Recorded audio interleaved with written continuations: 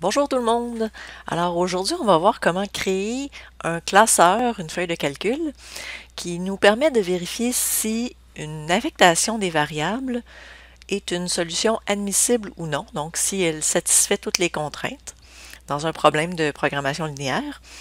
Et ensuite, comment utiliser le solveur de Excel pour trouver une solution optimale, donc celle qui va satisfaire toutes les contraintes et maximiser la fonction objectif. On va ouvrir un nouveau classeur, puis on va recopier le texte, parce que ça, ici, dans la colonne A, c'est seulement du texte pour informer l'utilisateur, dans le fond. Puis on va remplir, on va mettre des couleurs, puis surtout, on va mettre les bonnes formules pour voir qu'est-ce qu'on doit mettre à tel endroit. C'est quoi la formule qui est utilisée dans le classeur. Et on va aussi rajouter des booléens là, qui vont être vrais ou faux et qui vont changer de couleur, puis finalement utiliser le solveur. Donc, tout ça, c'est un problème qui est dans les notes de cours de Maths 2.15, donc logique et mathématiques discrètes pour l'optimisation. Donc, je vous invite à aller relire le problème ou à faire une petite pause là, pour le regarder ici. Donc, ça a été ou ça va être discuté en classe. À partir d'un problème donc où on veut maximiser l'argent qui va rentrer dans nos poches, hein, donc la contribution marginale. On va d'abord lire le problème, là, comprendre, poser les variables pour arriver à un modèle. Donc, dans ce cas-ci, il y a 3 variables et 3 contraintes qu'on doit satisfaire. Donc, on veut savoir combien de produits, combien d'unités on va fabriquer pour chacun des produits, 1, 2, 3. On veut maximiser la contribution marginale, donc l'argent qu'on va avoir dans nos poches à la fin, 120 $ par unité du produit 1 fois le nombre d'unités de produit 1, plus 150 $ par unité du produit 2 fois le nombre d'unités du produit 2, plus 90 $ pour le produit 3. Puis il faudra respecter des contraintes d'atelier. Donc comment on passe de ça, puis on remplit notre classeur Excel. Donc, la première étape, c'est de copier les éléments là, de texte qu'on a vu dans le premier fichier. On va mettre ça ici. Donc, j'ai copié ça. Ici, je me suis amusée à mettre de l'italique puis des petits indices, mais c'est vraiment pas nécessaire. Hein, c'est juste pour donner une idée à l'utilisateur. Alors, on a un ensemble de 3 variables. Donc, on a 3 produits, en fait. Si on va les noter 1, 2, 3. Et nos variables, on va les appeler x1, x2, x3.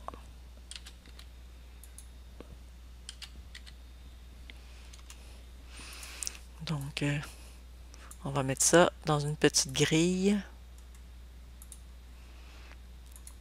alignée à droite.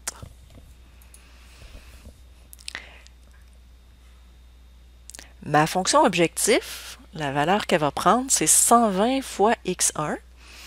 Donc, ça va être, ici, je vais mettre les coefficients de chacune des variables. Ça va être 120 fois x1, il va avoir 150 fois x2, et puis 90 fois x3. Donc, ça ici, c'est les coefficients. On pourrait les mettre en genre de couleur saumon. Les coefficients. Maintenant, les contraintes. On a 2 heures de coupe par produit x1. Donc, 2 heures par produit x1.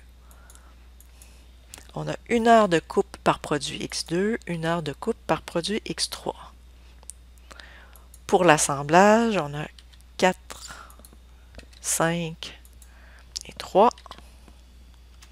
Et pour la finition, 1, 2 et 1.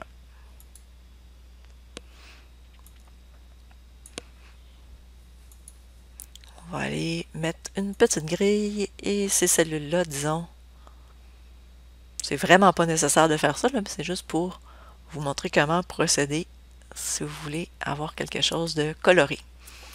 Un peu plus facile des fois à utiliser pour les utilisateurs. Ensuite, on a des variables. Là, on ne sait pas tout de suite quelles valeurs vont prendre nos variables, mais on va mettre des valeurs initiales qu'on pourra modifier par la suite. Donc, disons que je mets 100, 200 et 25. Donc, les variables, on va aller les mettre en bleu.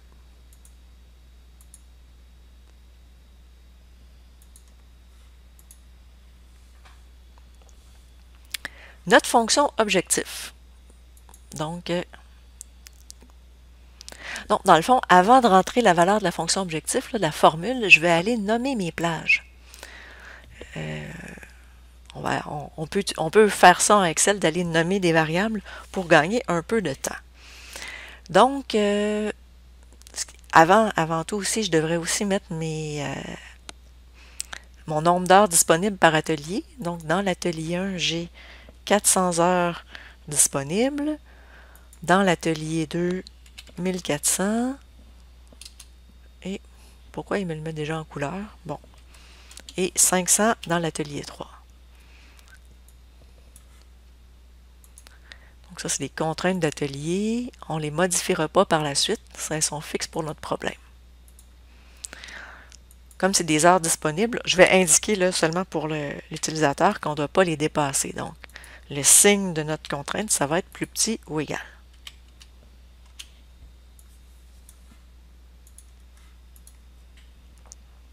Bon. Alors, maintenant, je vais aller nommer mes plages. Alors, on a nos variables. Cette plage-là, ici, je vais l'appeler XP. Pour X produits, X1, X2, X3. Ensuite, on a nos coefficients. Donc, la plage des coefficients, je vais l'appeler CP. J'ai la plage des nombres d'heures utilisées, que je vais appeler T. Et la plage des nombres d'heures disponibles, D. Donc, si on va aller voir où est-ce qu'on en est dans tout ça, dans nos formules, on a le gestionnaire des noms. Puis on peut voir les plages et les noms qu'on a donnés à ces différentes plages-là. Alors, pour la formule de notre fonction objectif, qu'est-ce qu'on va mettre ici? Donc, une formule, ça commence toujours par un égal. Et la valeur de z, c'est égal à 120 fois x1. Donc, le coefficient 120 fois la valeur de x1. Je pourrais écrire la cellule B8 fois la cellule B17, puis continuer comme ça. Mais quand on va arriver avec des centaines de variables, ça serait un petit peu compliqué de fonctionner de cette façon-là. Donc, ce serait mieux de prendre tout de suite l'habitude d'utiliser les noms des cellules, puis les formules. Donc, comme on voit ici, on a une somme de produits. Donc, on va aller utiliser la fonction Excel somme prod. Somme prod de quoi? Bien, ici, on a appelé ça CP, ces trois cellules-là. CP, point virgule, XP. Donc, si je veux tester ma formule, je pourrais dire qu'on a par exemple 1, 0, 1. Donc, si on a une unité X1 à 120 $ de contribution, plus une unité X3 à 90 $, ça va bien me faire un total de 210 $. Donc, cette cellule-là, on ne l'a pas encore nommée, je crois. On va aller l'appeler Z et la colorier en vert.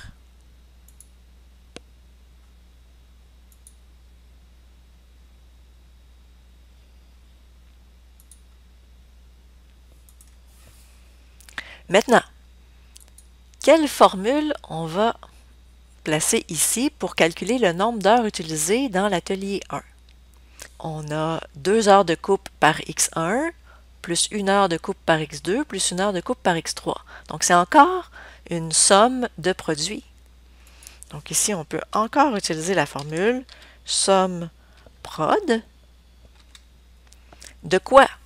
Là, ici, cette plage-là n'a pas déjà été nommée. Donc, je vais juste la sélectionner. Donc, de B11 à D11, point virgule, avec les variables XP. Donc, ça va me donner le nombre d'heures totales utilisées si je produis une unité du produit 1 avec 2 heures de coupe, une unité du produit 3 avec 1 heure de coupe, ça va me donner un total de 3 heures. Cette formule-là ici, je vais la copier et la coller. Donc, on vérifie que ici, une unité à 4 heures d'assemblage plus une unité à 3 heures d'assemblage, ça donne bien 7. Si j'ajoute 2 unités du produit 2, 2 fois 5, ça fait 10, on a bien 17. Donc ça correspond bien au nombre d'heures requises pour cette production-là. On va aller mettre ça en gris.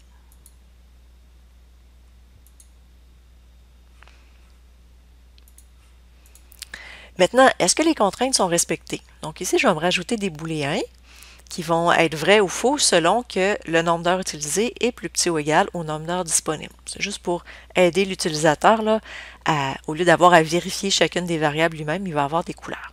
Donc, comme c'est une formule, ça commence par un égal. Et puis là, c'est un booléen qui me dit est-ce que c'est vrai ou faux que cette cellule-là est plus petite ou égale à celle-ci.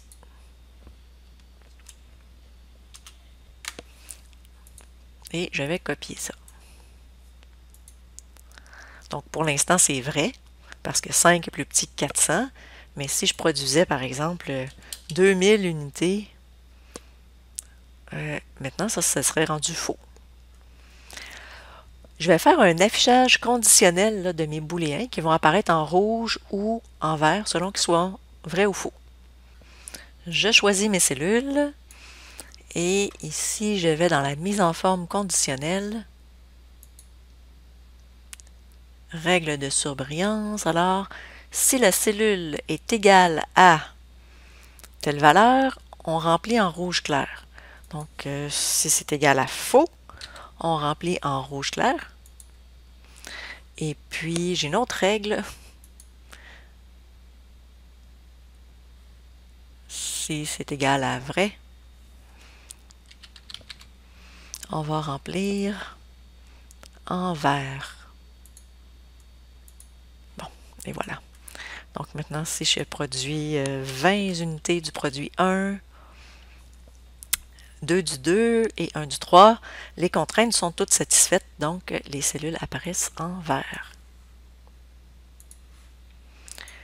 Donc là, on a tout ce qu'il faut pour faire des essais et erreurs. Donc, des assignations de nos variables. Est-ce que je peux produire 100 unités du produit 2? Oui, ça fonctionne encore. Les contraintes sont respectées. J'ai une contribution marginale de 17 490 $. Est-ce que je peux produire davantage du produit 3? Oui. Donc, la contribution marginale augmente. Mes contraintes sont encore respectées. Donc là, on voit qu'on pourrait procéder par essai et erreur comme ça, en tentant d'augmenter toujours la contribution marginale.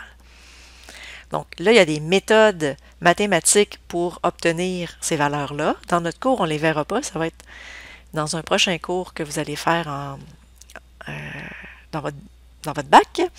Mais nous, on va utiliser le solveur de Excel pour trouver une solution optimale. Donc, jusqu'ici, on a créé notre feuille de calcul. Maintenant, on va utiliser le solveur. Donc, on va dans Données, je crois. Et solveur. Si vous ne l'avez pas, il faut ajouter. C'est un module complémentaire qu'il faut ajouter. Il n'est pas toujours installé par défaut. Donc, voici les paramètres du solveur. Donc, est-ce qu'on veut maximiser ou minimiser? Dans notre problème, on veut maximiser la fonction objectif. Donc, maximiser. Et qu'est-ce qu'on veut? On pourrait cliquer sur la cellule ou, comme ça, donc écrire E8, ou on pourrait écrire Z, qui est le nom qu'on a donné à cette cellule-là. Les cellules variables, encore une fois, soit je clique dessus ou je mets leur nom. Donc, c'est XP. Maintenant, les contraintes. On va ajouter des contraintes.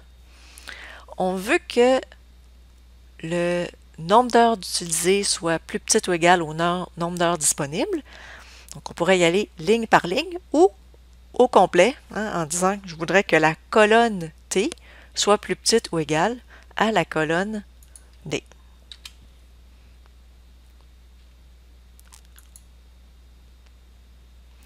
Je veux aussi avoir des variables qui sont positives.